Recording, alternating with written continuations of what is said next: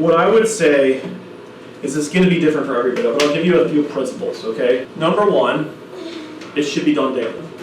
It probably should be done at least in the morning, if nothing else, because it does affect the rest of your day.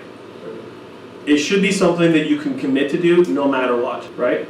That probably means it has to be somewhat short, right? So if you have a 3-hour process, you can't commit to that every day, even if you're not a billionaire with, all sorts of things that like all the society demanding your time and everything else from you, or like a president of the United States, or like a senator or something like that. Like even if you're not any of that, right? And you're just lowly old me, like living life in a mundane and obscure way.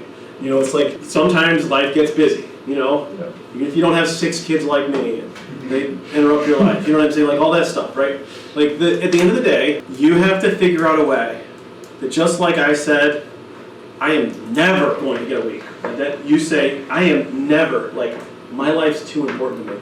And I will figure out a way to get it done. If that means designing it so that it can always be done, that's one way, right? But at the end of the day, there's a lot of ways to do it, right? I have studied, I have read numerous morning books on, there's like 3 or 4 different, just like 5 a.m. morning get up books, right? Yeah. There's the Miracle Morning, there's 2 other ones too. Yeah. Is it Hal Elrod, I think, the Miracle Morning, there's a couple other ones, right? They're great, by the way. Mm-hmm. But at the end of the day, you need to do it daily. That's the most important thing. You can do it while doing something else. You can record it and listen to it. You can say it out loud. You can read it. You can write it. You can do it longer. You can do it shorter. So it can be anything. But do it. That's the essence. Do it every day. Never don't do it. Do it every day. Every day. Every day. That's the key.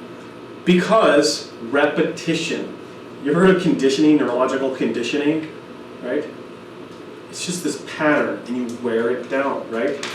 I just went over this verse. The story that Jesus told about the widow and how she got the unjust judge to render a just judgment, because even though he didn't care about her justice or any other justice in the world, he said, well, I don't care about anything, honestly. I don't fear God or man, but because this woman is making my life horrible, I am going to give this woman what she wants.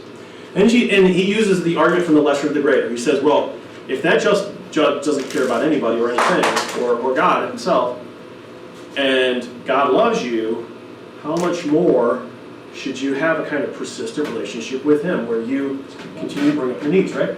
That's what he says, and that's the application there. But what I'm going to tell you this, you learn an important psychological principle. It's the principle that repetition changes minds, right? You hear advertisement over and over and over again.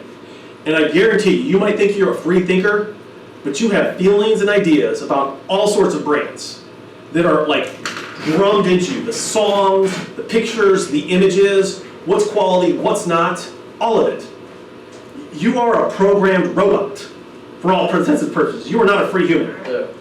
You all of what you buy and what you know has been totally trained by other people through sheer repetition, and sometimes a little bit of very powerful and popular kind of imagery, storytelling, play, that causes you to think differently, opens you up to new ideas. Basically hypnotic storytelling, right? Like the ability to tell a story, induce trance, and then cause you to change how you are and how you think, right? But all of that, you could do it all sorts of different ways. If you just repeat over and over and over again, eventually it will affect you. It will condition you, right? The idea that something, that something can be conditioned, you change it, you fundamentally change the shape of it, right? And so, because you have to, right? You have to, because most of what's done is done automatically. If you don't do it, it's not going to, right? And so you do condition kind of accidentally, but you don't want to leave it to chance. What you do oftentimes conditions you, right? But you don't want to leave that to chance. And you can't always do something every day on everything that's important, right? Right. But if you do nothing else, then simply mentally with your conscious mind, speak into your unconscious mind. You are doing something powerful, and you'll never know how powerful. It won't feel powerful because it just happens all behind what you even feel. You don't have the feeling of that, right? So the feeling of being conditioned doesn't feel powerful, right? But what is actually happening is incredibly powerful. You just realize it is, right? And so a lot of times you'll give up. I gave up hundreds of times, and then I restarted because I realized I needed to, right? But a lot of times I was like, this doesn't do anything, or it's just easier to not do it, all that stuff. And you start to realize, no, this is true, this is powerful. It wasn't just a dream that I read about this, and it's not really true. No, it actually does happen. It happened. All these things that we learn from other people, that's really true stuff that happened to people, and it's really true, and it's true for me too. I'm not different than anybody else. I'm the same. I have the same basic stuff. Yeah, different genetics, and it does make a difference, but same, different experiences, but same basic body makeup. You have brains, bodies, emotions, all this stuff.